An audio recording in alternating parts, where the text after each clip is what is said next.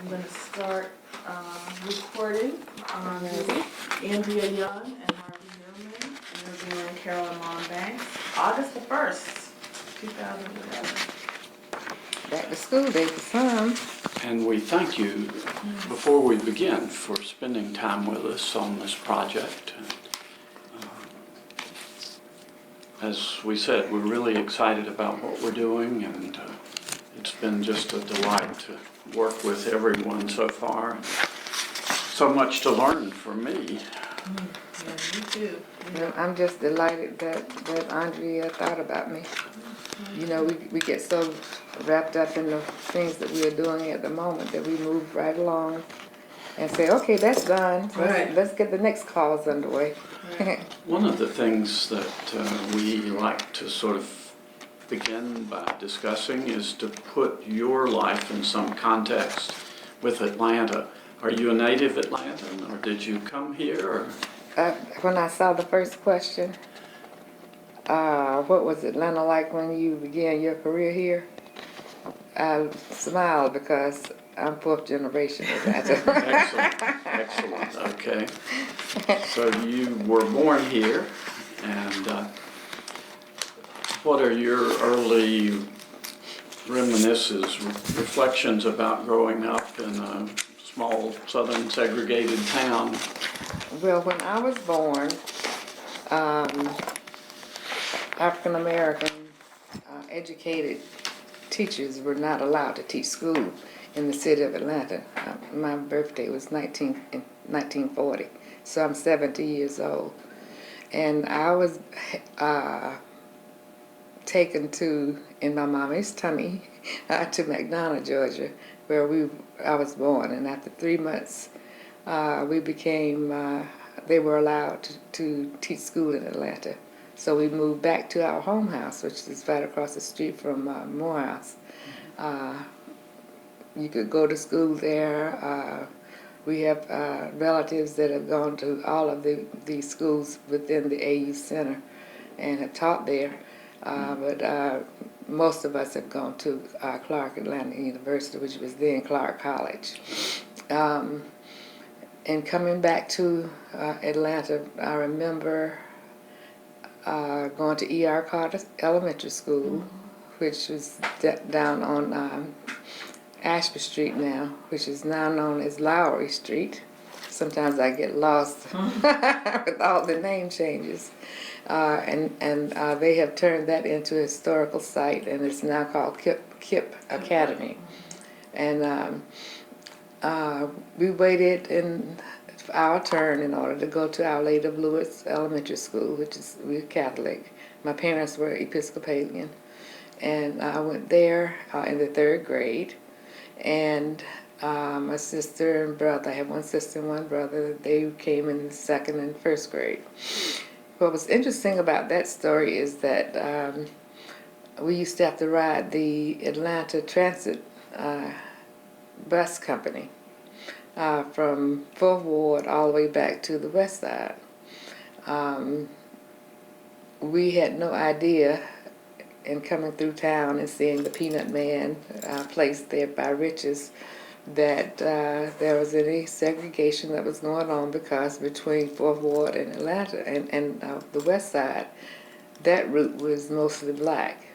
So we never got a chance to actually see any kind of segregation until in my high school, when we started taking field trips. I went to Henry McNeil Turner High School. That's EA rather than EI McNeil. And that was a school where most of the professional blacks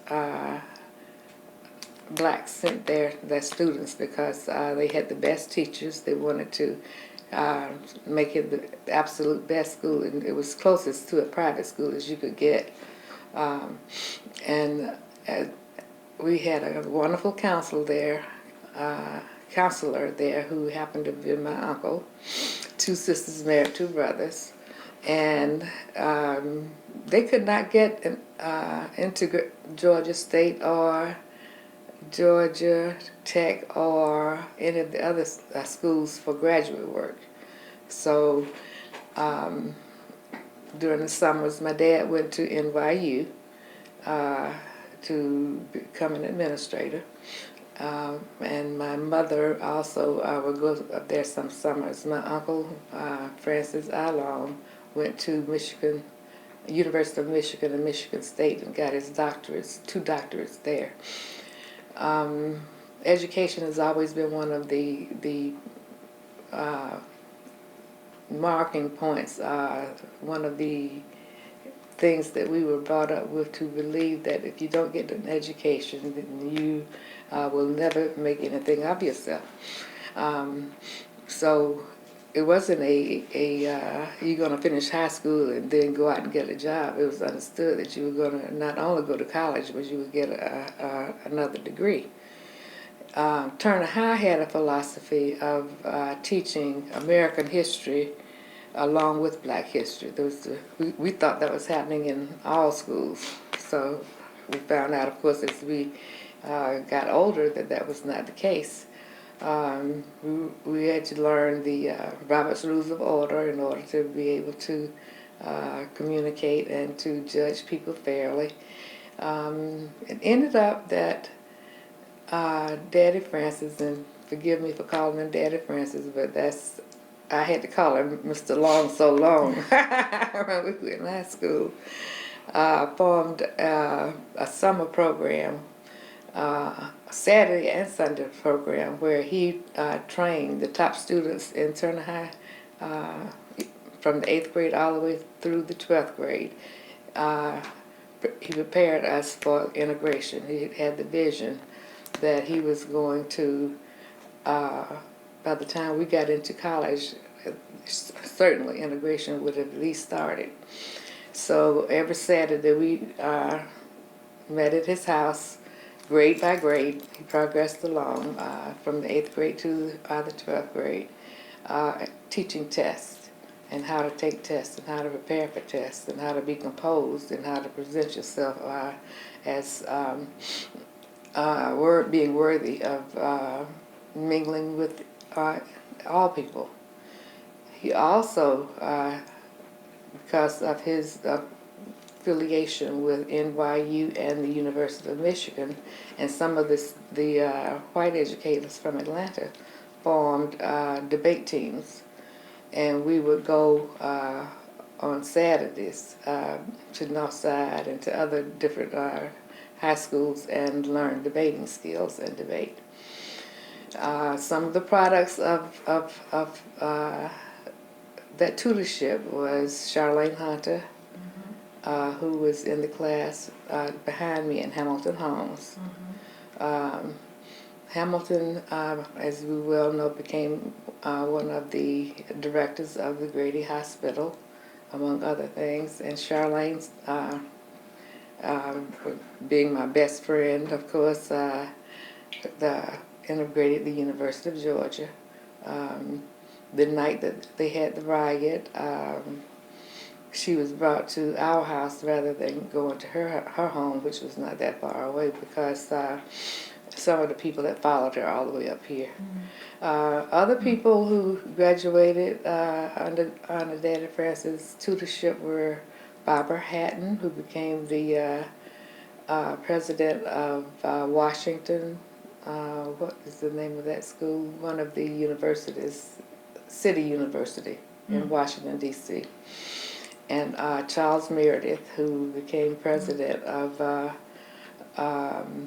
New York City College. So we had a background in education, as well as how to present yourself and how to make policies early in life. I received scholarships when I finished from Turner High to Pratt Institute, because I wanted to design and be a buyer, and also to the from UCLA School of Design. However, my dad convinced me that you just go 1 year to Clark Atlanta University, to Clark College rather, to continue the legacy of the family going to Clark. then you can go anywhere you want to go. You can accept the scholarships. That was 1958 when I graduated from Turner, and I entered into the class, 58 class at Clark. And just as I was getting ready to leave, then a young man by the name of Julian Bond moved here to go to Morehouse College. His dad was at that time president at Lincoln University.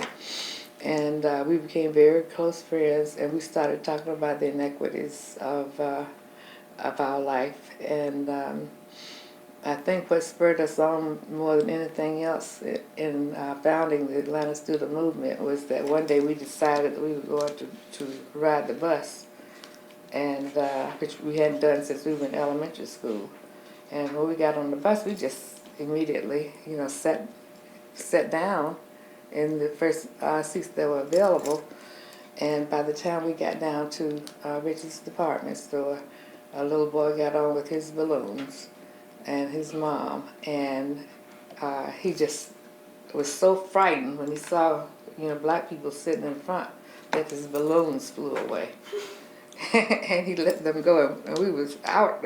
You know how I am about kids. I was so hurt because he lost his balloons, and mad at the same time because he had been indoctrinated so early to be racist. So we remembered that incident, and we also remembered what the students were doing in Greensboro. And we met at Yates and Milton's store, along with Lonnie King and some other students, and mapped out the Committee on Appeal for Human Rights, which was to be the document that we secretly thought we were going to publish as a way of integrating, as a way of introducing our mark and the things that we were going to do. I have copies of that if you'd like to get a copy of that and compare the subheadings with where we are today. They're the same: transportation, housing, the ability to vote, voter registration, which is being diluted again. So needless to say, I did not go to UCLA, nor did I go to Pratt. We were arrested several times during the movement. And the link that I had with your dad came through an 8th grade paper that I wrote on Martin Luther King. And Mama King called me up one day and said, "I hear you're writing a paper about ML." She says, "You're our cousin, don't you?" So I asked Daddy and my uncle, who is the historian of the family, who was rather. They said yes, because they never told us how, because you don't talk about those things, right? So anyway, when I finally went to her house to do research, because there was nothing about him other than the fact that he was a young minister in Birmingham. So we sat down and I did my footnotes over various things that she told me about and little articles that came out of Birmingham. And Mama King said, "You need to meet Andy." And I said, "Well, I'd really like to meet him one day." And she says, "That's his right-hand man." Well, I happened to be at Georgia State doing some research because my aunt integrated the graduate school at Georgia State. Who was that? Her name was Annette Lucille Hall. And Georgia State has done a lot of research on her. And they said they tried to find me for 10 years. Now, I'm in the book. But they've done a lot of great things on her and her the degrees that she received. But one day I was right there at the corner of Harkness Hall. I remember the Civic Center was diagonally across the street, and the fire station was on the opposite corner. And I saw this young man, and of course, seen your dad's picture in the paper. And I went up to him and I said, "You're Andrew Young, aren't you?" And he said, "Yes, I am." And he says, "Who are you?" I said, "I'm Carolyn Long." And he said, "Oh, goodness, another rabble rouser." So I think he was campaigning then for the first time he ran for the United States House of Representatives. And we have been buddies since that day. So that would have been about 1970? 69 or 70. And then we found out that we had a lot of family history background together. And I met Walter and I think Sonia, he and Sonia had just not been married very long. And they moved here. And Sonia and your mom were on the tennis team with us. We formed a tennis team. Well, your dad and mom moved around the corner from us on Chickamauga. And the day that they moved in, my mother baked a cake, and she said, "Go around and tell them, welcome to the community." Well, if you remember, I don't know if you were born then. I was, I was 6. I went to Frank L. Stanton. Okay. Yeah. You remember the creek that was there. So you couldn't cross over the creek. Right. It's all paved over now. So that was my first project, my first ordinance was to connect those two streets. And that was a part of that creek was a part of Proctor Creek, which was led to us developing Proctor Creek station all the way over to Perry Homes, so that it would the homes in where we live would not be flooded anymore. Andy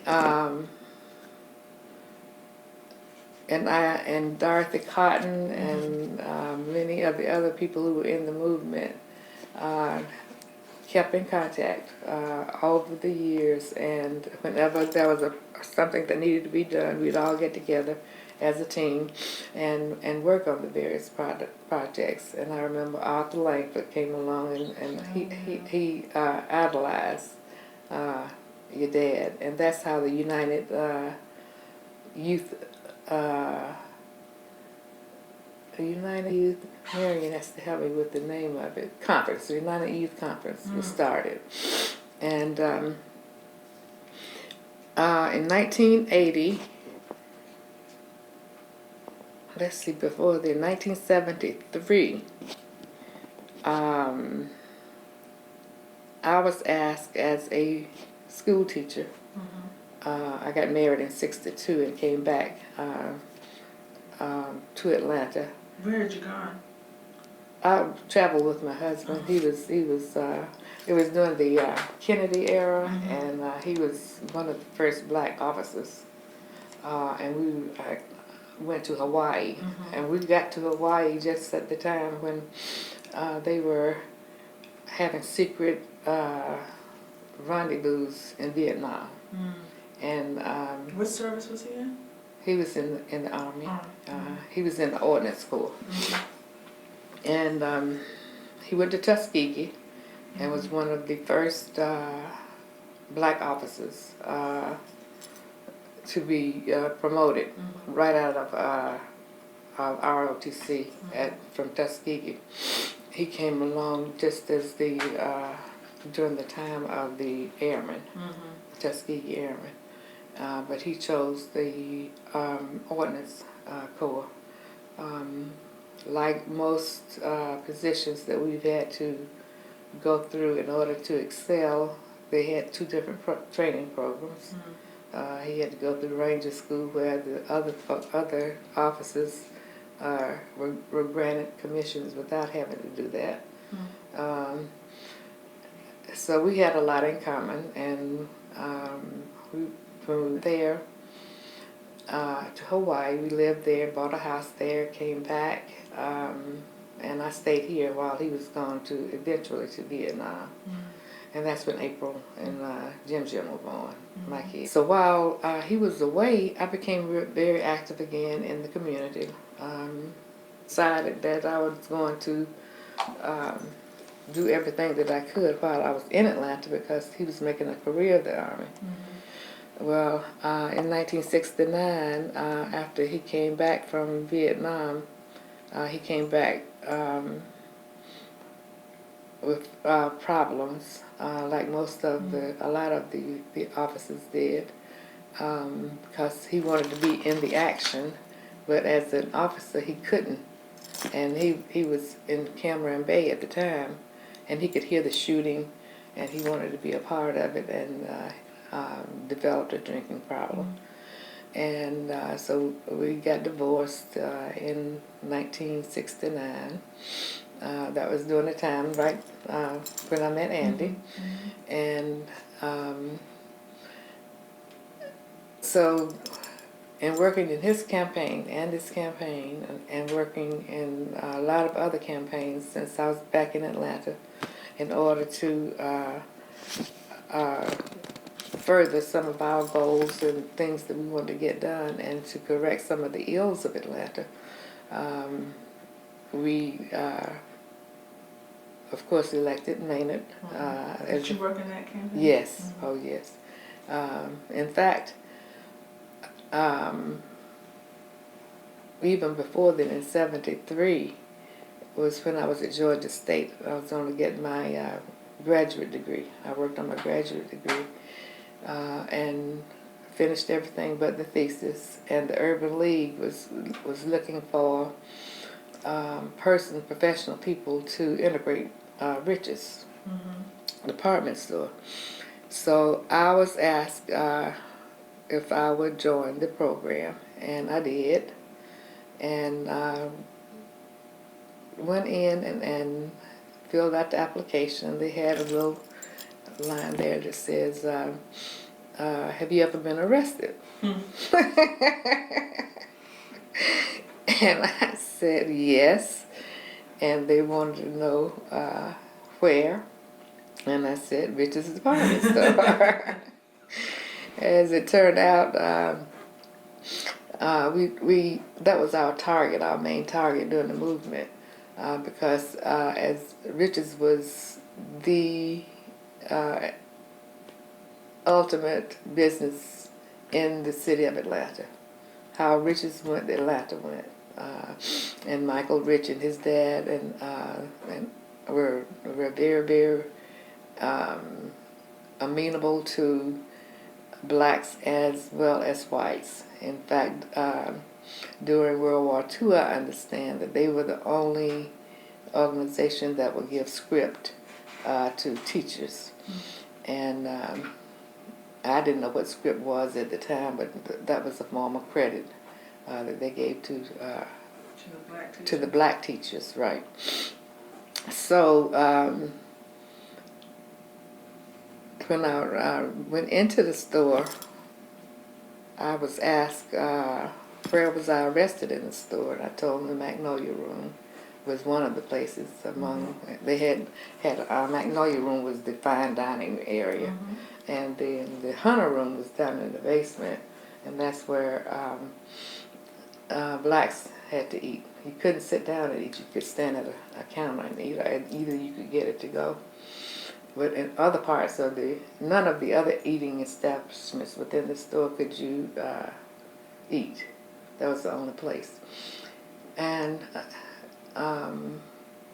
what's ironic about that, the experience of filling out the application, was the personnel officer who at the time was working the deal with the Urban League.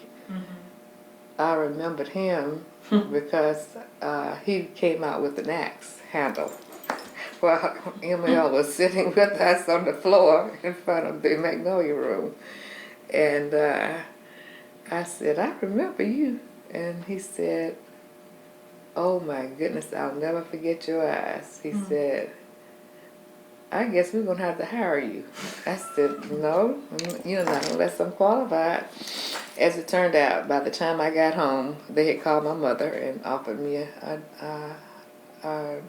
job as a trainee for becoming a management person in Riches. We started out with 13 members in the class, and we had to take both. They call it the JET program, Junior Executive Program, for the white management trainees, and they called ours the African American management training program. So we had to take both of them, and I became the first black buyer at Riches. Stayed there until 1983. During the interim in 1980, I was on a buying trip. I eventually became a buyer like in 2 years, working in various stores, sales manager, senior sales manager at Lennox store, assistant store manager at Greenbrier. And because when you're in retailing, you have to take part in all different aspects of the retailing business. You have to know all facets of it, even down to gift wrapping. That was, so I was on a buying trip in 1980 in New York. We had to go every 3 weeks. And at the time, I had this huge black afro. I tinted my hair black. And everywhere I went, and every time I go on an airplane, I would get stopped by the cops. And so the first time, I was scared to death. And then the second time, an FBI agent came and told me that they were looking for Angela Davis. Mm-hmm. So I thought that I was continuing my part. I didn't mind being stopped. And so in February of 1980, I came back, and I never saw cops or the press in the Atlanta airport. It was always the other airports that I had to go to. And so when I got off the plane, I said, I wonder who was on the plane that I didn't see or didn't recognize. And as it turned out, people were following me and asking me, how does it feel to be the elected tomorrow as the first black woman to sit on the city council? And I said, wrong again. No one had bothered to say anything to me, so I thought, well, this is going to be my way out. I'm going to tell them that I cannot speak to them because you could only give statements through our communications officer. So that bought me some time, and I came down to speak to the president of the store. And so John Zimmerman's his name, and I came up and I said, I just had the strangest experience. And he said, well, what? Tried to act innocent. While I was away, how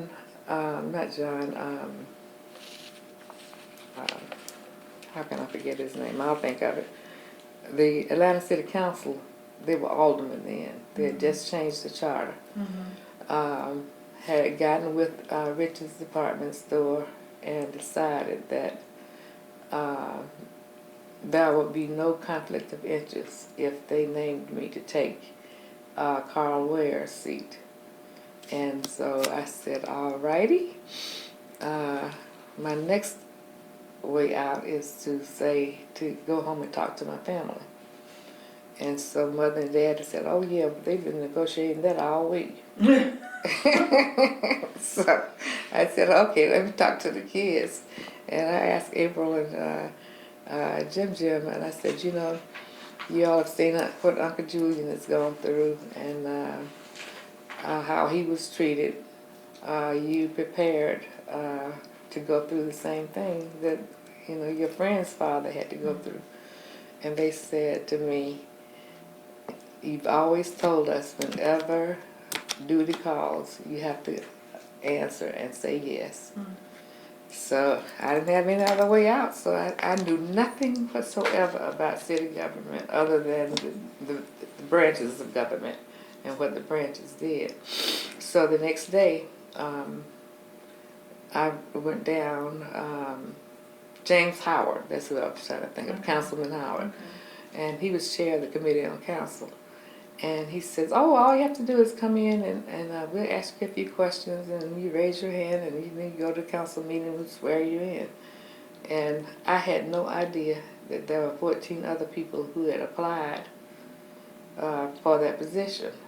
And some of them, we all were there in front of everyone. And we talked about the government, and luckily had gone through the whole process in high school and college, so that I knew what government did in as far as policy making was concerned. And I stayed there for 18 years. So who was it? Who was the mover behind appointing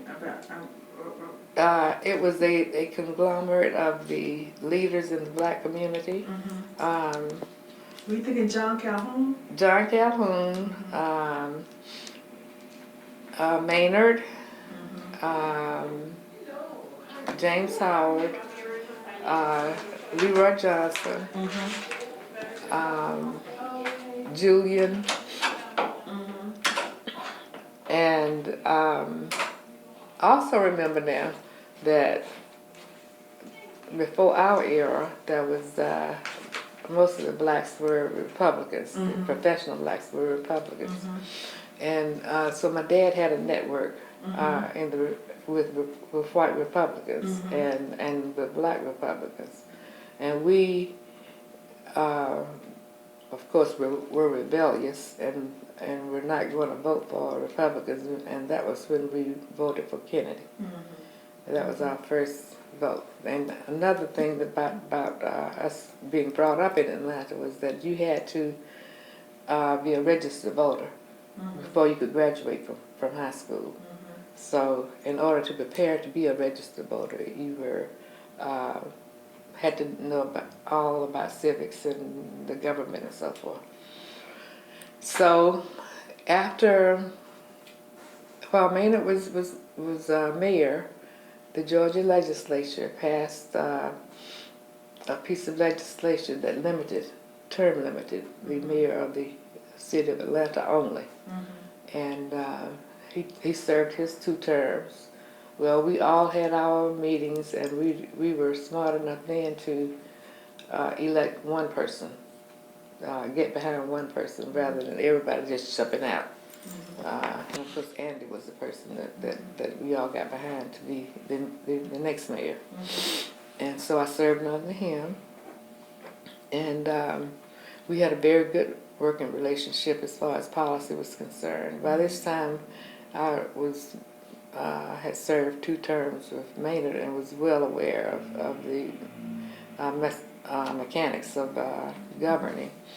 And Shirley, as his chief executive officer, and I worked on different policy issues such as the Freedom Parkway. At the same time, that was the missing and murdered children. That was like a month after I was sworn in. And we collaborated on legislation to do the curfew. And we worked directly with the Board of Education and the school superintendent at that time, so that we'd have all of our ducks in a row. Well, I was still at Rich's, and your mother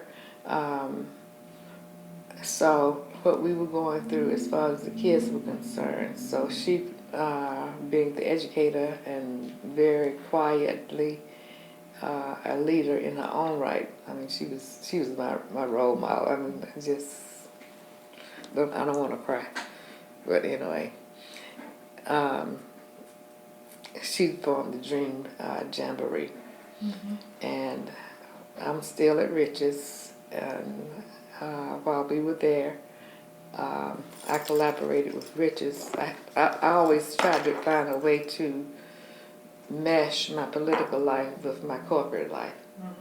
And I was able to get them for the first time to do T-shirts on the floor of Richards, selling black products. And I also was able to, through the Atlanta Business League, have a link with entrepreneurs who had been trying for years to get into the Richards department store and to sell their wares. So we were able to affect that. But we would,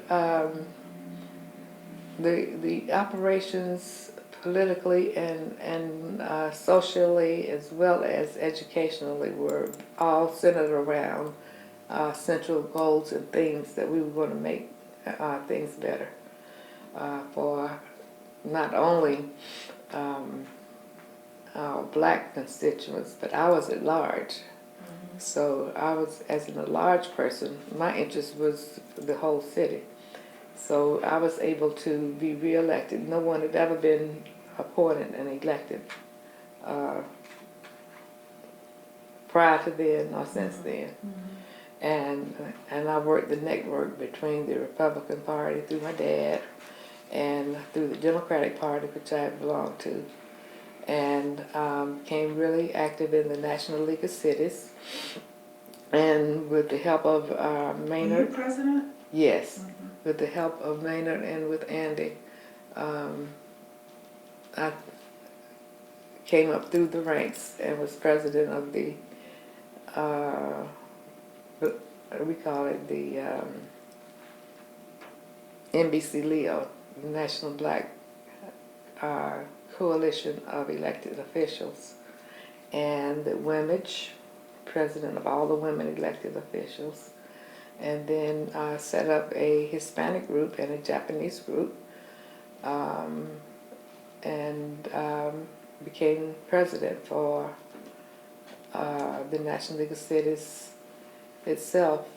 That represented like 300,000 elected mayors and councilpersons. And because of that, you are on the executive board for life. As long as you live, you're on the executive board of the National League of Cities. And they were very instrumental in helping us to calm the peace during the missing and murdered children. We're able to work with the National Organization for Counties and Government, as well as with the commissioners, the national commissioners. How did they help how did they help with the missing and murdered? There was an outrage all over the city, all over the country about the kids, because they came so frequently and everybody was scared. And so I had to go to many cities to talk about how to set up neighborhood watches and neighborhood organizations in order to protect children. And I was used the link that I had with the National League of Cities and the county associations in order to make those inroads into the various communities nationally, because they were having the same problems that we were having. The kids had nowhere to go. There was a lot of abuse that was hidden that no one knew about.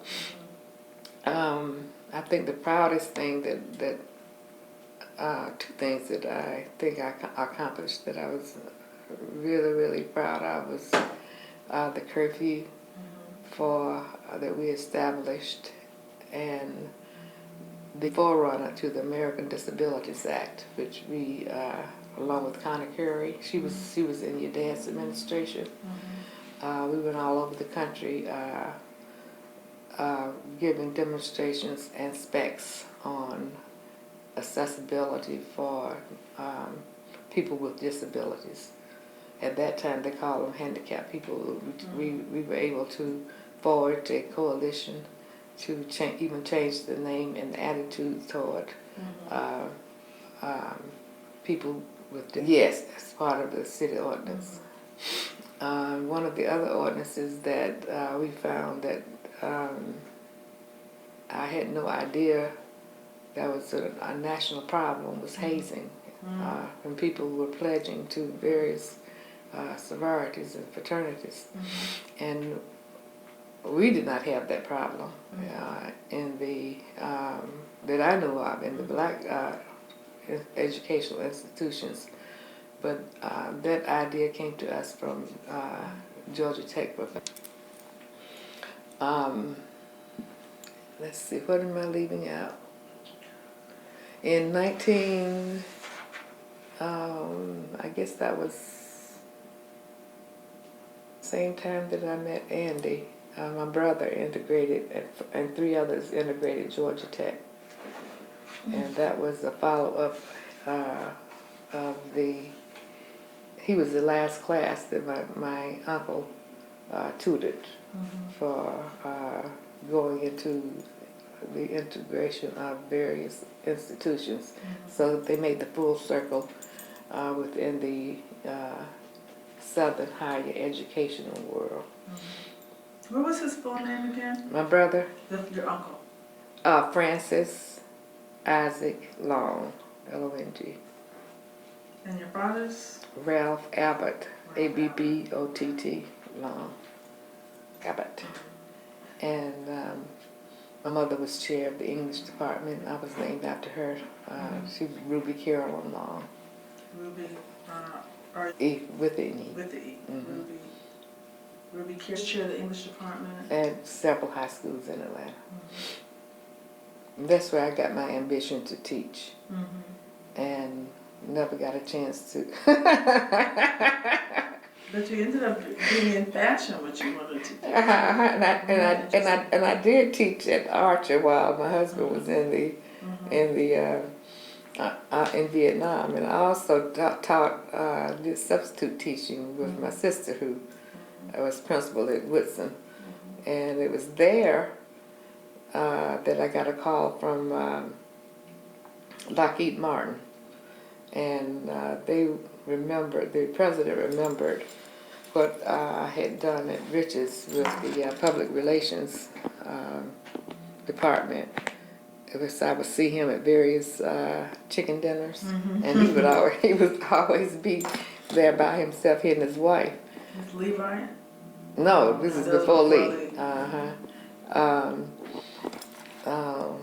He's in Fort Worth now. The Charles, I'll think of that too. You know, when you get a little memory lapse here. Anyway, that was in oh dear. I was there for Lockheed for 9 years. I went went there for 3 months to set up the community relations program there. That I had done it at Rich's as part of my side work, and I was just so surprised that mentality. I mean, it was just like before I was even born, 1930s attitude, the way they treated blacks and whites. They had different name badges, different color name badges, and I didn't see a black person for 3 months. The first black person I saw was Lee. Lee came the month after I did. And your brother's name? Ralph Abbott Long Jr. He was Ralph Jr. And then, of course, I have that little nephew that's a state rep. We won't talk about him. Certainly not for the record. Not for What? I was wondering how we were gonna get around that, but I had to put it in there, didn't I? So and your uncle he was the principal at Turner? He was the counselor. He was the counselor. Head counselor. And so he did that as. I want to ask about the student movement while you were in school. Tell me a little bit about how you organized and conducted the campaign of the sit-ins in Atlanta. Okay.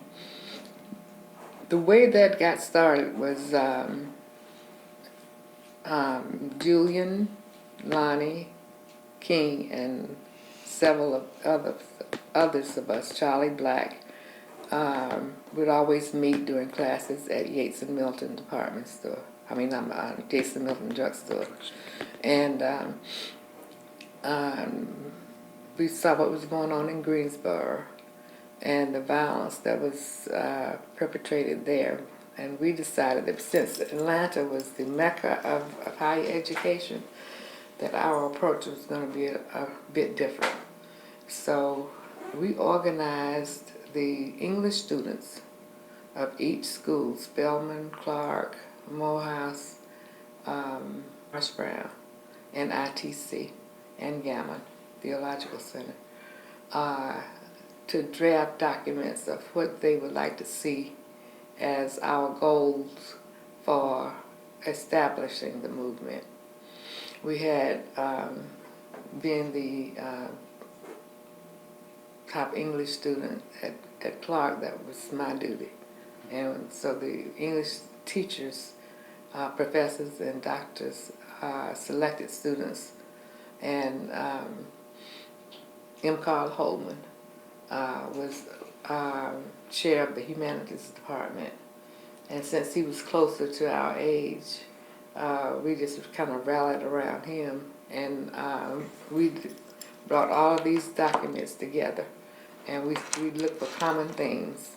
And the common themes were education, jobs, housing, and the poor, poverty. And so we decided that we'd have the unions to help us with logistics as far as the march was concerned. We had two major marches. One was in March, and the other one was followed up in August of 1960. And we met at the Quadrangle right there. That was Atlanta University then, the Quadrangle. They had not merged with Clark Atlanta. 4,000 students by word of mouth, and our parents knew nothing about what we were about to do.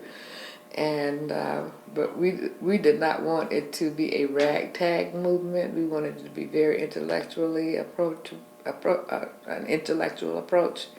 So we left home that morning in our high-heeled shoes and suits and ties and so forth, and gathered. And the logistics persons, Lonnie had just gotten out of the Army, and so he worked with a group who mapped out the pathway for us, the march, the streets that we were going to take. We also did not want to jeopardize anyone's safety, so we worked with Police Chief Jenkins so that we would have protection from the Atlanta University Center down to downtown Atlanta. So who talked to Jenkins? Well, we had a group. A group of us went in to meet with him at the police headquarters, and all students. I was one of them. And he said that at first he was against us doing it, because he said there was no way that he could guarantee that we would be able to affect that kind of change. So we thought that he was going to go back to the black establishment, the older people, and let them know what was going on, but what they didn't. He didn't, because he just passed us off and said, no, you can't do it. And when we notified him, when the way he realized that we were serious was that we had gotten a full-page ad and published this document called the Committee on Appeal for Human Rights the same day that we marched. And he to his credit, he had the parade route lined with police officers. He did call Lonnie So who paid for the ad? But there were people accounts. like Lottie Watkins, Clinton Warner, Dr. Albert Davis, John Calhoun, and we swore them to secrecy. And there were, to be quite frank with you, there was a commingling of educators as well as people who, for want of a better word, were numbers people, you know, different people who were. And You remember any of the numbers people? I will not tell you. People who sold illegal liquor, and they operated various clubs around town, and they wanted to be a part because they had been involved also in the integration of the Atlanta Transit Company. That was Leroy and Reverend Borders. That was while we were in elementary school. But anyway,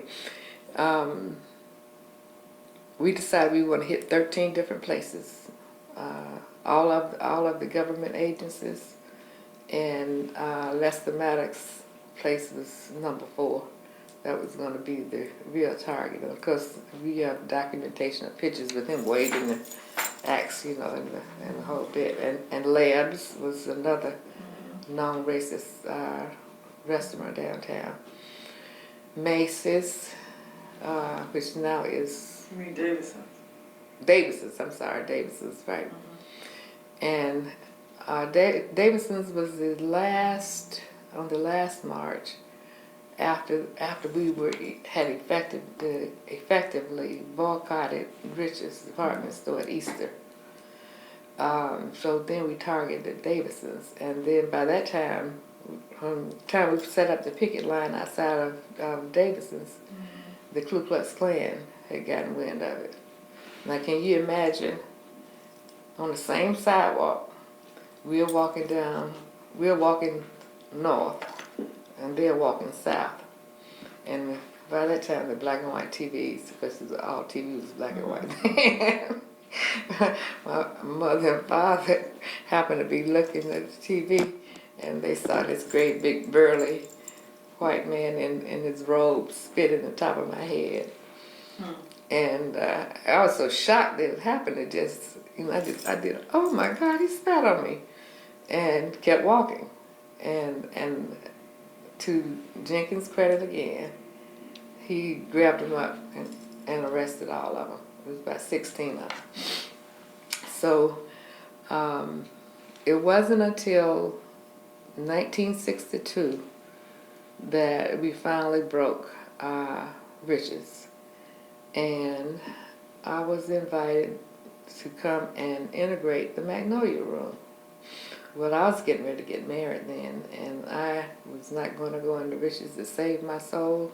I always wanted to get my wedding dress from there, and I was going to be on the bridal registry. I said, no.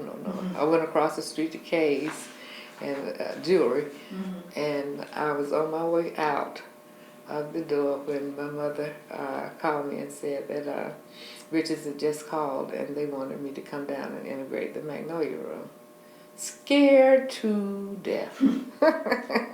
I called Lucille Scott, Atlanta Daily World, and asked her, and she was a good Republican too, asked her if she would go with me.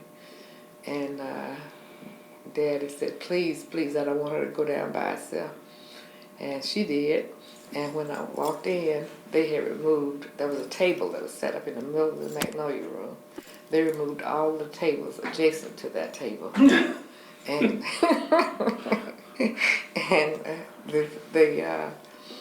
mind you, the only people that were working at Rich's at that time were elevator operators and no sales ladies whatsoever.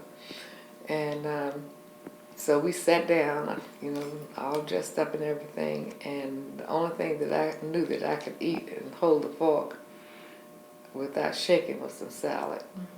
So Lucille and I had salad, and then the president came in, Mr. Fitch came in, introduced himself, and said welcome, and then he brought his son Michael in, and of course Michael became a very strong advocate after that for civil rights and philanthropy, and he campaigned. He was in Maynard's campaign and Andy's campaign. And after we got back,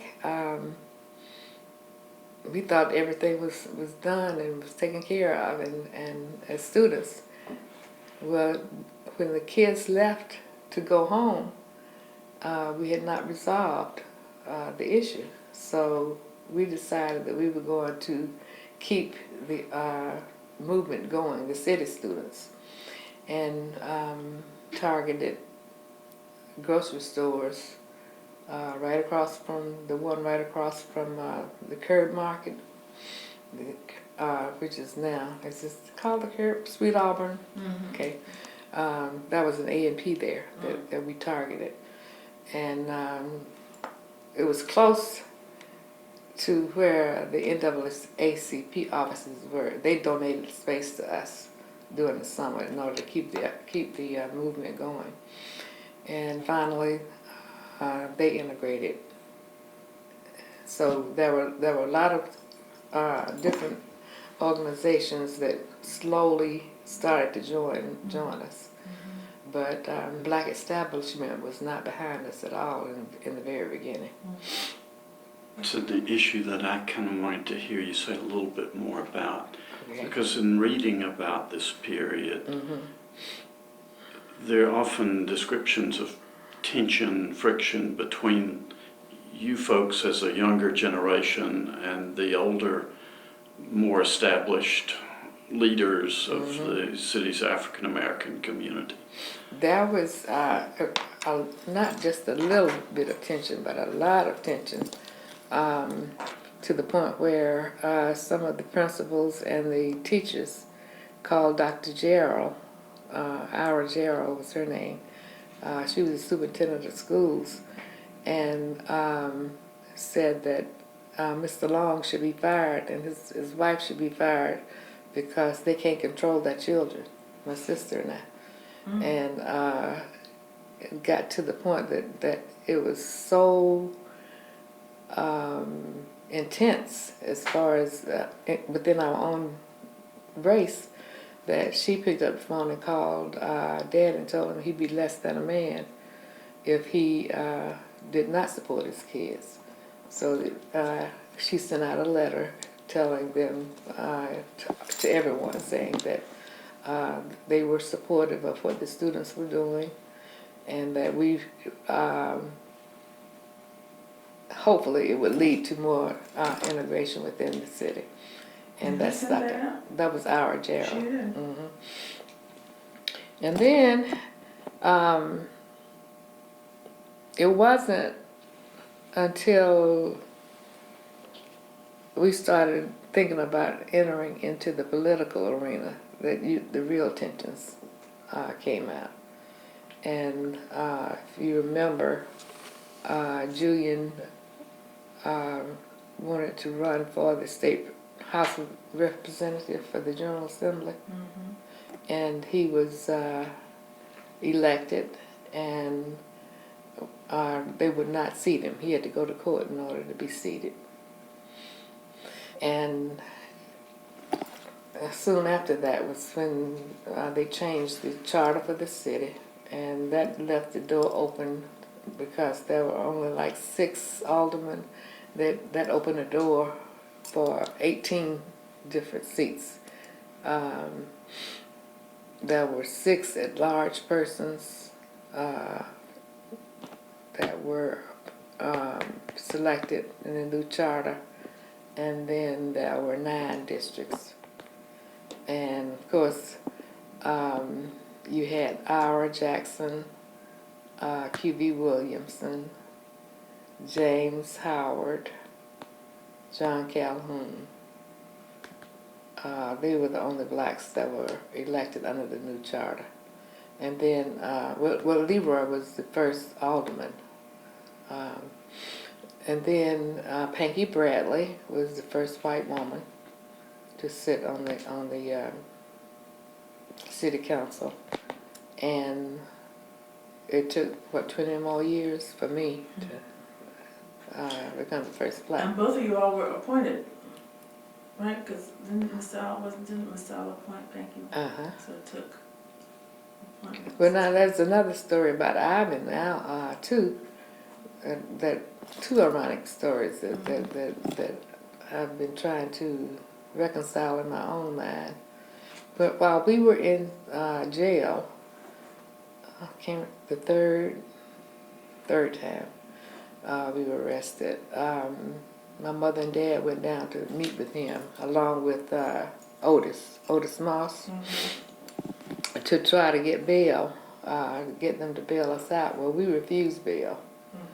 But Ivan worked a deal so that we could be released, but without bail, but that we would have records. Well, later he acquiesced and expunged the records. And then I get to Hawaii, and I get the newspaper that my mom sent me saying that he had closed Peyton Road. Had a bridge, a blockade across Peyton Road right there at Martin Luther King. Well, it was Hunter Street then, and Peyton Road. And as you go back through history, you realize, and I guess I had to come to that realization. I had no idea that West End was the Buckhead of Atlanta. While we were living on Fast Street, we knew that the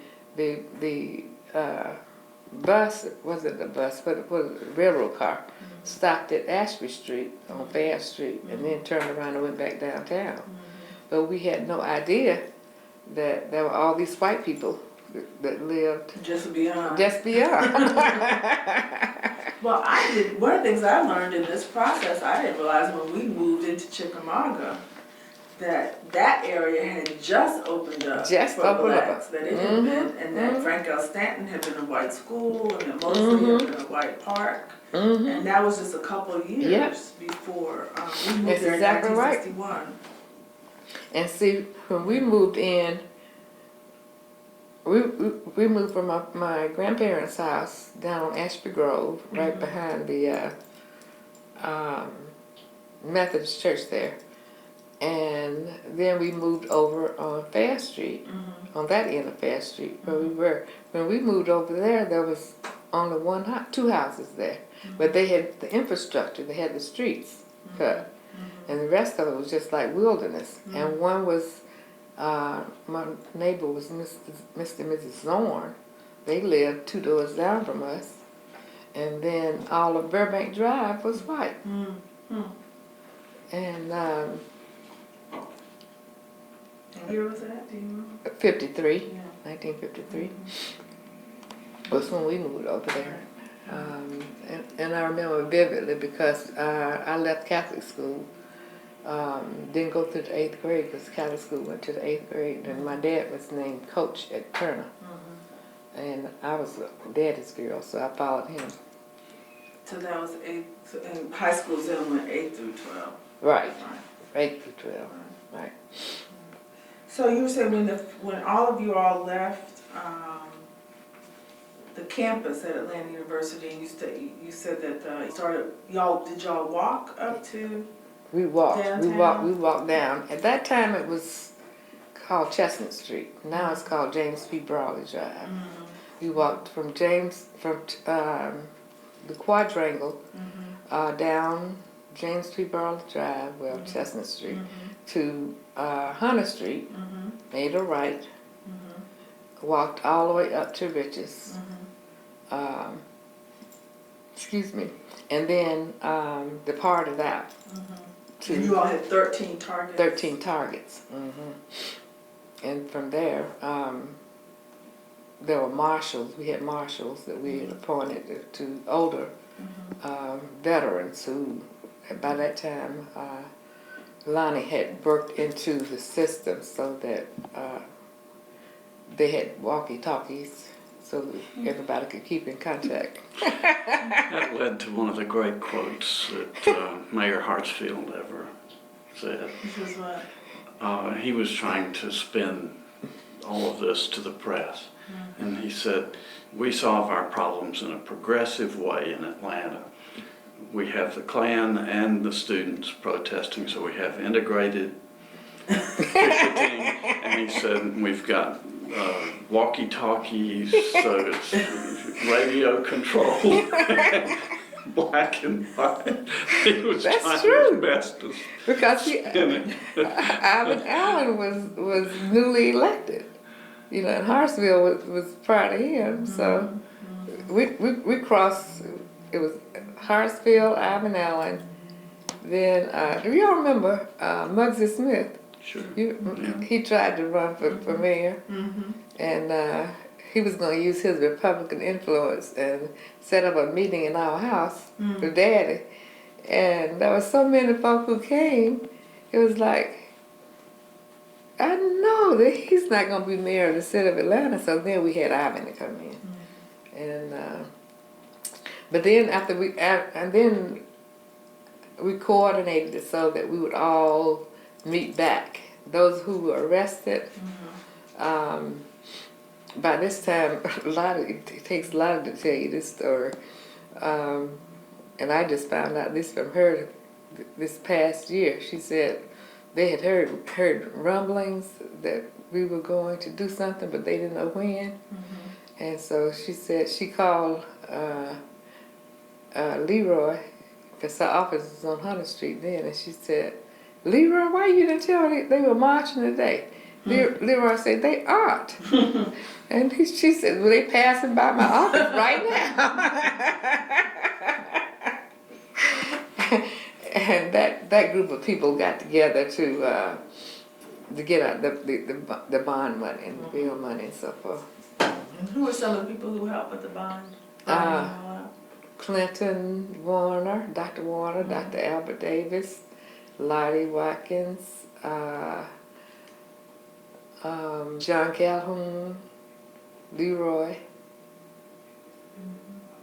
and I'm sure there were some other. Jesse Hill? Jesse had just come to town then. Jesse had just come to town. In fact, he was living, I understand, in a room at the YMCA down on, was that Butler Street? It's his street now. Now known as Jesse Hill. That'll be an interesting thing to put these things in parentheses. So what was we've been trying to talk to Lottie because I heard her tell the most wonderful story. She remembers at the Atlanta everything. Business League, but she's like nervous about putting it on the recording. I tell you what, I'll call her when I get home. We're not gonna hurt She was supposed to come for the street naming. You remember when we renamed the street? Yeah. To Atlanta Student Movement Boulevard. I called her then and I said, I'll come by and pick you up. And that morning she was hesitant and she said, oh my goodness, I don't have anything to wear. I said, Lottie, I take you everywhere and you always dress up. Right. And so she said, I'm going to tell you the truth. She said, I just don't want to go out because they diagnosed me with shingles. That's what's going on. Okay. And she didn't want to, it was very, very painful. I would talk to her every morning, but she's frightened. Okay. And the last thing that she came out to that I remember was the NAACP dinner when it had dwindled down to almost nothing a couple of years ago. And Henrietta, Antoinine Barter. But I'll try to get, between Henrietta and I, maybe we can get her.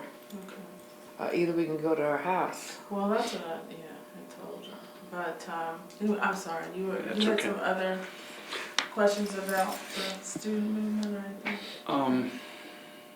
Forgotten where I was. This is also interesting to me. On our way back, that's where we were. We came back. You talking about your strategy, that's what Yes. the plan was for the day. Right. And you all were supposed to meet back? We or met. reassemble? We were going to reassemble at Spring Street and Mitchell Street, and come back. And those that were arrested, we used the walkie-talkies to find out where they were, and then by that time, the grown people knew what was going on. I had talked to Morris Dillard a while back. He's a good friend, and he was reminiscing about this anniversary a year ago of the student movement. And he was saying that Dr. Mays had initially objected to the students demonstrating and getting active. That's absolutely true. He's the only one that would tell that story from Morehouse. And it was because he was involved and we were all at the meeting. We were summoned to come. the various leaders from the various campuses to meet in his conference room. And he just made it quite clear that we were not going to be able to graduate, that what we were doing was wrong, that integration was going to come when they decided it was going to come.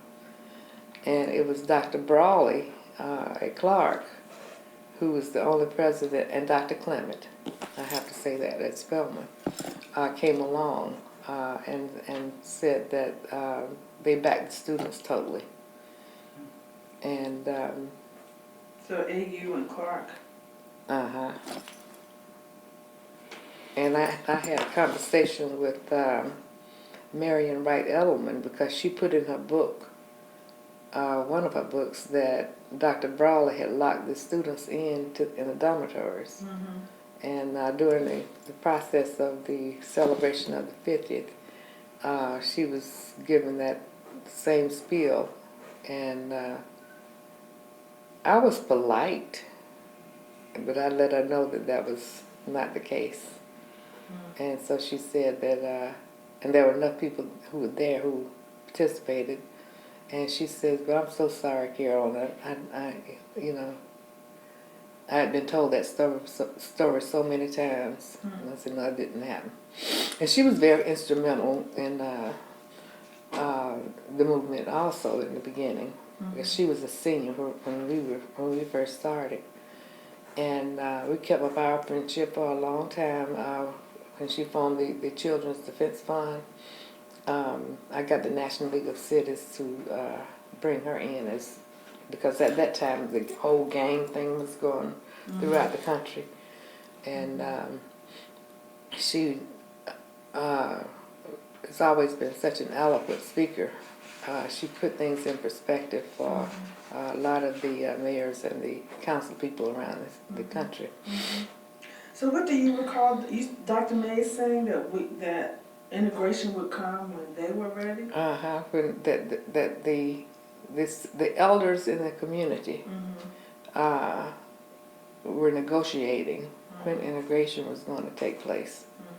And remember, after he left Morehouse, he ran for the school board and was president of the school board for a long time. So they had it in their mind that this was just a whim, just an unruly bunch of kids who were not committed to the movement. But it wasn't until ML was arrested on a traffic violation in Decatur, and he was in the jail with us, that they realized that he was backing us also, and that they didn't want to be left behind. So all of a sudden, they were all very supportive. Let me ask a slightly different question now. If you were to step back and look at Atlanta with the benefit of its history and your involvement in the city over an extended period of time, what has made Atlanta special?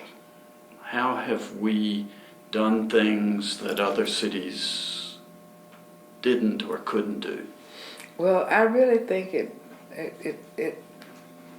stemmed way past the relationships that were established way before us, and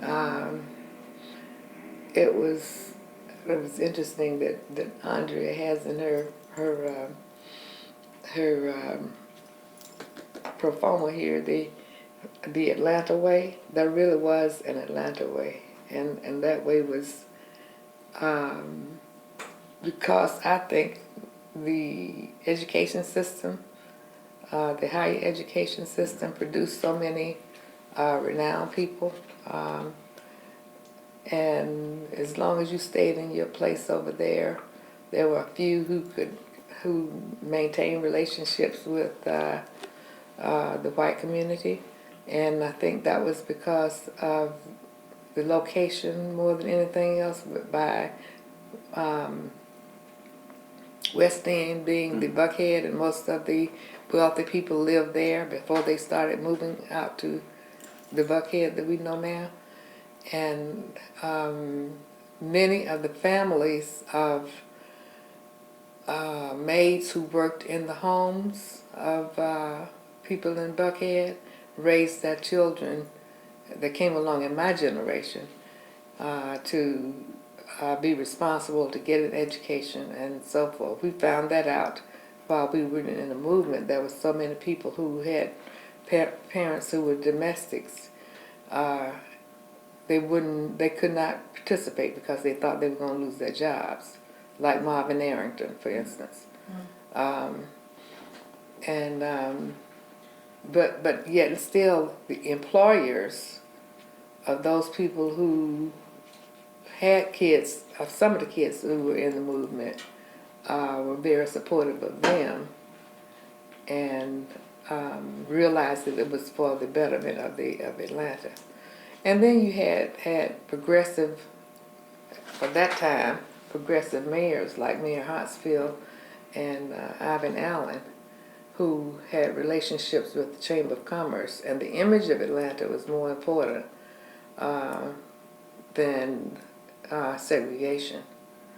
And this being the transportation hub for the Southeast, they were not about to lose out to other cities like Raleigh, North Carolina, and some of the other cities, New Orleans.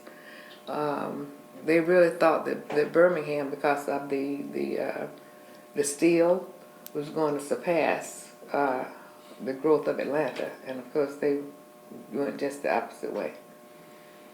And because we had our share of interesting governors also, but it was left up to the local governments to cement what we call the Atlanta way. After the Democratic Party started to build and to rise, I think that's when a lot of people who were, quote, liberals who were in the closet came out and were very supportive. And then, of course, President Carter, whom I love dearly, had such strong beliefs about fairness and fair play. He was one of, when he was governor, he formed the Commission on Women, which never had been heard of before. And that was during my volunteer period. That was well before I was even thinking about public office. And because I had worked in his campaign, he selected me as, I think I was the only one, as I think back, of the commissioners that was African American for a long time. Then Mary Young came along. She was a nurse at Grady. Oh, okay. You know Mary. Mary Long. Long. Mhm. The,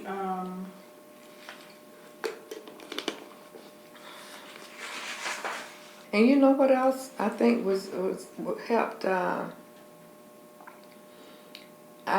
think we really made it when Andy was elected mayor, because he was like the first outsider that was accepted in the black community, who penetrated that so-called social strata. You're the first person to identify him as an outsider, I think. Well, you know, I- he's not a know, great, not a but- great baby. he came in as a lieutenant with ML, and ML was native Yeah. Atlantan, and so it took because of Andy's personality and his laid backness and his intellect. He has a philosophical intellect that is like no other person I've ever met. Now, Maynard was a robust, you know, listen to my voice rising and lower and could rile you up. But Andy was very sensible, and I never saw him speak from notes, ever. But everything that he did, when he was giving a speech, it would always link to the message that he was giving. He never got off track. And I think that had a lot to do with his theological upbringing. So how, I mean, if you were to summarize the Atlanta way, how would you describe it? You say you think there is one, but I think how would that you, I describe the Atlanta way as a collaboration of citizens of all races, from all different parts of the world, who are accepted when they come into Atlanta, as long as they have something to give.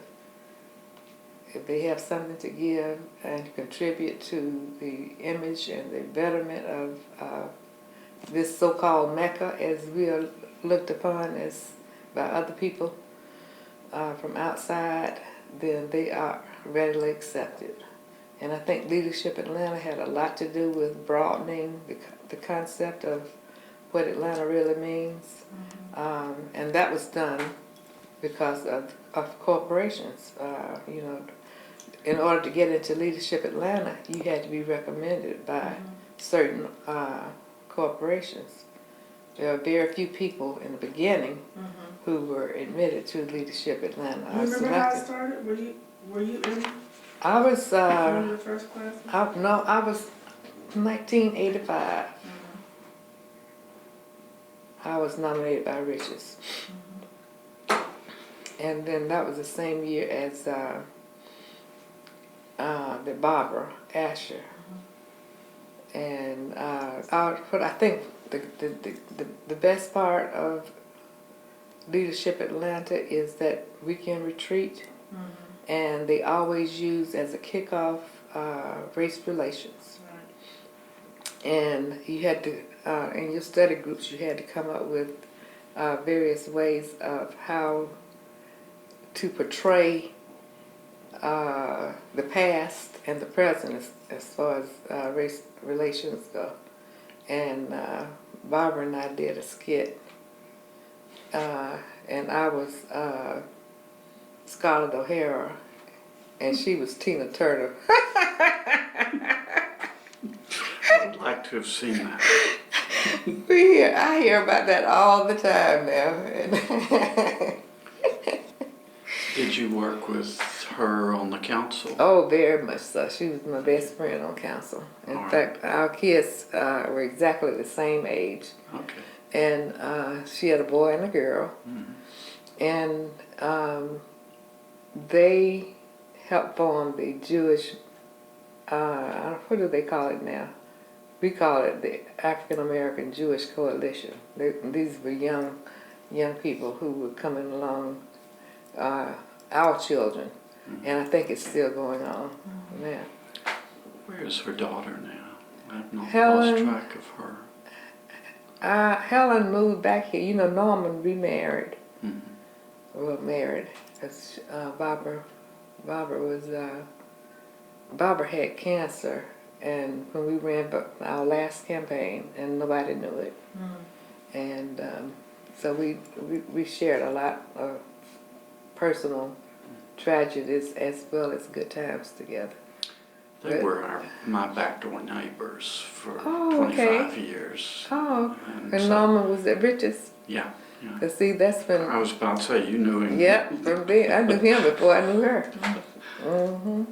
Yeah, but he was a good citizen himself. And Very much just, so. Very much so. And his son and my daughter became best friends. Okay. And Helen, when she married, she moved to Florida with Okay. because that's where her husband was from. But I don't know where Helen is now. I remember the wedding and all of that, and the son still lives here and Yeah, he still works lives in here. real estate. Uh-huh. Did you go to the wedding? Wasn't it great? It's part of the Jewish ceremony. What do you call it when they lift the brides up in a chair? That was just wonderful. So in the council, I'm trying to think of do you remember any particular battles over Oh, the Olympics now. A lot of people thought that was just a pipe dream of Billy's, Billy Payne. But my father, being the athlete that he was, and he was semi-pro tennis player, I always believed that the Olympics was going to be here. Really? He always, he said, it's coming. It's going to come before I die. And so I got him in contact with Billy, and Billy said, yes, sir, Mr. Long, it's going to come. He said, I don't know when, but he said, my daddy felt the same way as you. And he said, I'm going to make it happen. And it just so happened that I was chair of the executive committee then. And our little ragtag group got together, and we went to Seoul, Korea, and rented a house. And that's another part about the Atlanta way. We always plan out and strategize how we're going to attack a problem. And so we decided which delegations we were going to assign everybody to. And we had parties, nightly parties to invite different delegations. And those people who mingled with various delegations remembered it. And then when they had the Olympics over there, we went back to the Seoul Olympics. They weren't ready, not one bit. And you go in the bathroom and turn the knobs of gold, and you turn the water on, and the knobs came off. But anyway, so. What was that, 88? What year was Seoul? Trouble. We can look it up. Yeah, It was. that's one. Seems like it was a little bit before then, maybe. It was early. Yeah. Because what was after Seoul? We went to that one, and then the only one I haven't been to was Barcelona, and that was after us. And Barcelona was 72, 92. 92. 92. We were 96, weren't we? Right. Yeah.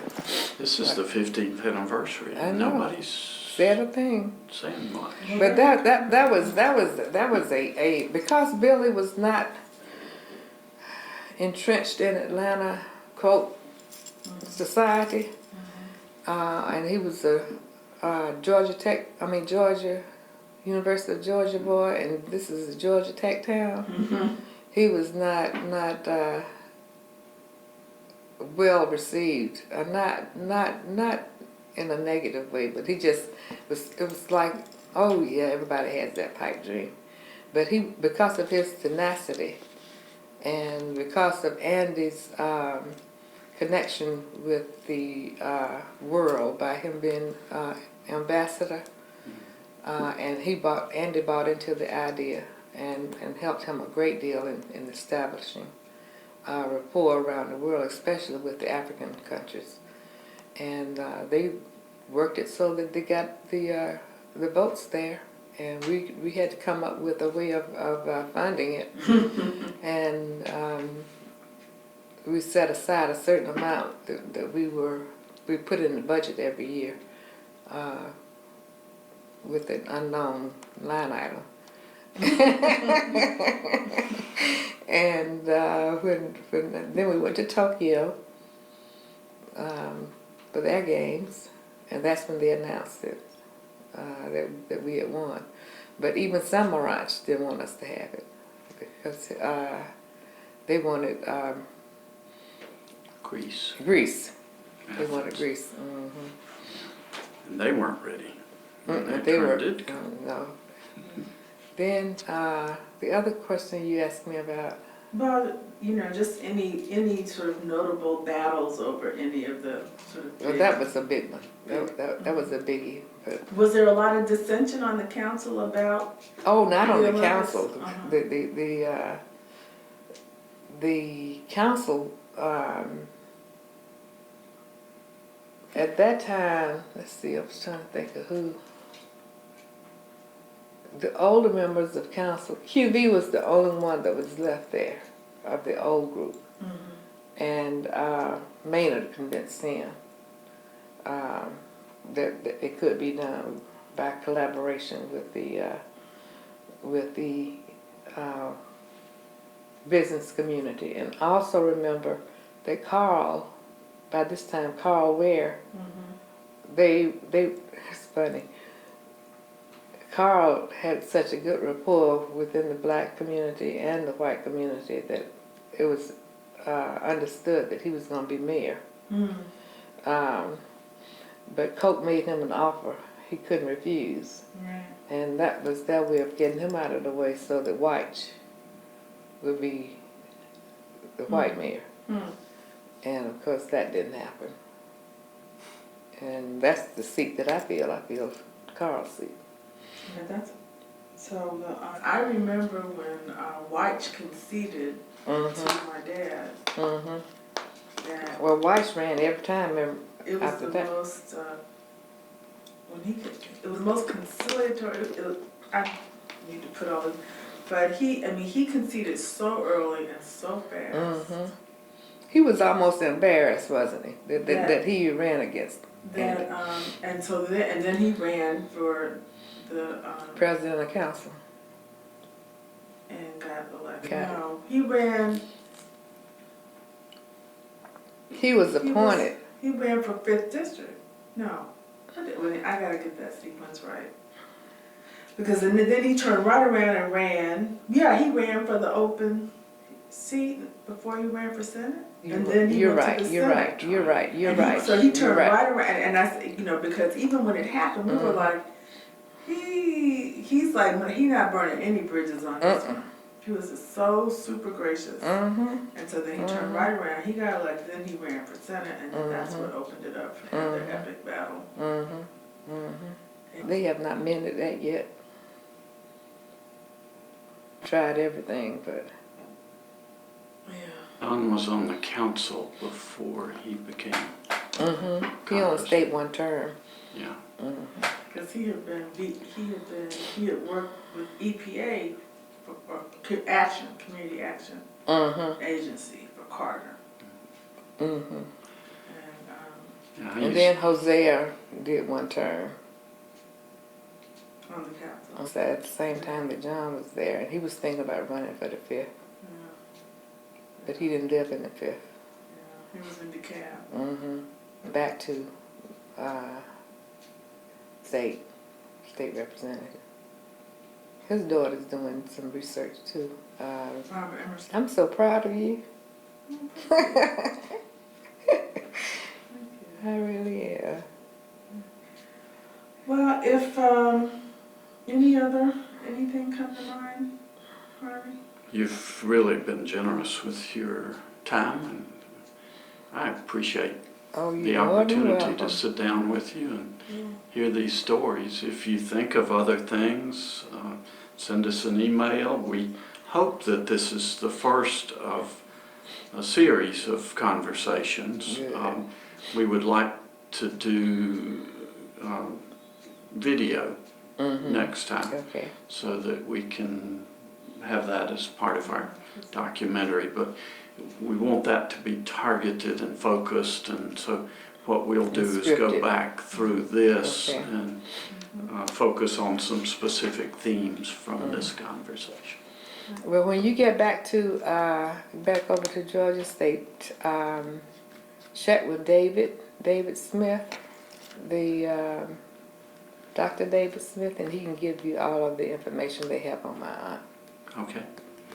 I've seen some of that research and was reading your biography before we met and noticed you were a member of Our Lady of Lourdes. Mm-hmm. What's become of John Adamski in Well, retirement? I went to school at Our Lady of Lourdes, and now I left there and when we formed the church on our side of town, St. Paul of the Cross, Okay. right there on I-20 and 285. Well, I've moved from out where I used to live next door to the Ashers to the old Fourth Ward. So Oh, okay. I live All down right, good. near downtown now, and the priest at Our Lady of Lourdes is an old friend of mine, John Adamski. And I used to see him walking around the neighborhood, and I'd stop him and we'd catch up, and he stopped coming. Somebody said he'd retired, and I'm trying He to did. find out where he's headed. I'll ask my sister. She Okay. belongs to the Our Lady of Lourdes. She went back to Our Lady of Lourdes. In fact, we're getting ready to have our 75th anniversary My goodness. of the church. Now he was very, very instrumental in helping with the movement. I mean, he was almost a darn freedom rider. He was that adamant. He was just really, really into The priest at the church. He's just a really fine human being. just never forgets. Did any And of the what white about- college students Yes, come and support? participate from Emory and from Georgia Tech. What about Agnes Scott? Did I? There were some students that came from Agnes Scott, but not that many. Because Connie Connie Curry, that's my buddy. Wasn't she from Agnes? She Was that went on later? and became involved more with SNCC. See, SNCC was founded here in Atlanta. The first meeting, it wasn't called SNCC then, but all of the leaders of different movements around the South met over the old Morehouse Gym. They had a big conference room there. And John was there, John and Marion Barry. Was that before or after the Raleigh meeting? That was before the Raleigh meeting. They formalized it in the Raleigh meeting. The big meeting where Dr. King spoke to the students to persuade you all to accept the cooling off period. Was that at Wheat Street or Mount Moriah? That was at Mount Moriah. Okay. That's when I refused to come out of jail. That was the first time that they had ever let a man come up into the women's cell block. And I wasn't going to leave because they weren't going to let him go. And so he came up there and sat on the floor. Everybody else was out in the bus. And I was, nope, not leaving unless you go. And he said, okay, I can't talk you out of it. I said, no. And so he says, okay, well, I'm going to see if I can't get them to let me go. And he grabbed me by the hand and we walked down and stopped and talked to a few persons. And I thought really and truly that he was leaving with me. And when we got to where the jail cell, the gates came down, he pushed me and it came down to him, and he was left inside, and I turned around and started begging, "Let me back in!" You know, and we ended up going to Pascal's, and I after he was finally released, I said, "I'll never forget you lied to me." And by that time, Andy said, "Don't cry, Carolyn, don't cry." I said, "No, no." But anyway, make a long story short, it was just, we were all intertwined. And I don't think that anybody realized how important a role that ML made with the students. And he was like the link between what the students did and the founding of SCLC and the other organizations that you hear about in the student movement, I mean in the civil rights movement, but that era is not prominent because ML was the only one that was a part of it. Shuttlesworth and the rest of them all came later.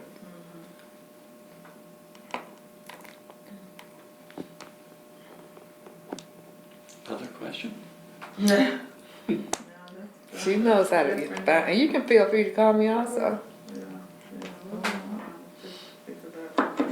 There is, because what the quality I hadn't thought of is that they, there's always the talk about how the, white business community of that era, that late 50s, early 60s were all kind of, because Ivan Allen writes about this, we went to the same clubs, we went to the same high schools and, married each other's sisters and like that there was kind of this social relationship. But you don't think about so much the social relationship that was also true in the black community. That people went to, that you had this interconnected, interrelated group of people kind of on both sides, which in a way. And it was connected by politics. Yeah.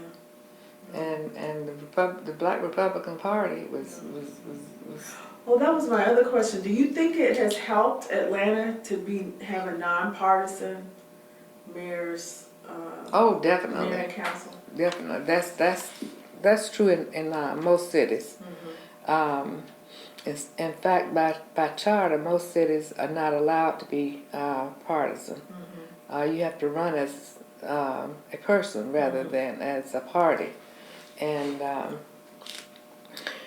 that I think was done by our forefathers, our Constitution, by U.S. Constitution, that the local government was to be separate and apart, and that there was to be a grassroots organization, a government rather than party related. And it's not until you get to the commission level that you see a little bit of that creeping in. And it was mainly because we were so overwhelmingly Democrat, in the South. And they professed to be, Democrats, the white persons, but they actually, and they disdained the Republicans. It wasn't until here recently, with the recent elections, that the Republican Party began to resurge again. But our Republicans, the black Republicans, were Abraham Lincoln Republicans. They believed in, and I mean, even at death, my dad was still. And it used to be the white Republicans like Rodney Cook were more moderate. Exactly. Also, they were not, And even Isaacson was, in his own way. And that was unheard of, coming from Cobb County, And I still think that he's more personable and more moderate than he lets on, because he doesn't want to be perceived as being moderate in this day and age. Publican in name only. Well, no, No. There's an editorial also this weekend about, bring back Daddy Bush, which is what I've always said to people. I said, we're talking about the tax system. That's why he was only served one term. We're talking about a Republican. The Clinton tax program was a Republican bipartisan tax program. That's what created why people are so opposed to prosperity. Why does the Tea Party have a problem with prosperity? They're a bunch of confused people. They don't want to be. It's just a being wild. Well, actually, who was that? What's that guy's name? What's that guy's name? Alan West. He is but a fool, isn't he? Well, I was listening to a guy that said the thing about demagoguery and populism and all that is that they have fears within themselves which allows them to tap into the fear of other people. And they make it so simplistic. But they just have people, just riled up, and it's so, and there's no factual basis for most of what they're saying, and they're proposing. They're all, you feel like they're just running us over a cliff with this stuff. But the Bible and the persons that lead them have now gotten so much national attention, like Lombard. What is that his name? Well, and Hannity, used to be here. And they just, I know because he interviewed me. When I was working for Cynthia, he called me. I mean, this is the kind of stuff that they would do. He called me live on the radio to say, why are the Democrats going to Newport for a retreat? Now they were going to Newport, Rhode Island in the wintertime. I was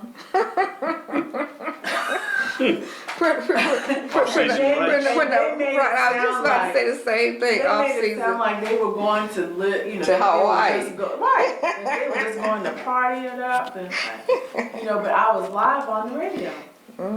And that's the kind of stuff they would do to make people, in government. What's that other guy's name? Deck? No, not him. Local. Oh. The guy that does the morning show, and then he has a AJC column on Saturdays. And used to send turkeys out, turkey of the day. He sent me a turkey. What did you do? I dumped it in the trash can. No, what was the reason for the turkey? About the curfew. Oh. Trying to protect our children. We get some of the most interesting comments after the conversation. We were at Henrietta, and we ran out of recording. I mean, literally, we had all run out of space, and she started, just one more story. Henrietta Anthony. But she's native Atlanta also. Oh, we had the best. We used to have, we get on the telephone, and it's just like hours and hours. And I said, okay. And she doesn't like the computer. She'll call me up and she'll start off with, now, Carolyn, what am I supposed to do? Alt delete? What now? And then it goes from there to, going to the memorial. She's got it down to $800 a person going to D.C. Oh, really? But did she get tickets? I don't know. I don't think so. That was the problem. I mean, she was going to do a bus first, and then she was going to try to charter a plane. Yeah. And then she talked about the train. It's I don't know what we're going to do. Are we going to go, or what are we going to do? I guess I'm going, but I tell you, I don't really know how to think about it. I have not seen one substantive event. That's just like the Black Caucus. Well, but the Black Caucus, they have their seminars. They have their seminars. Even the Essence Festival has their seminars. I went to it. Excellent.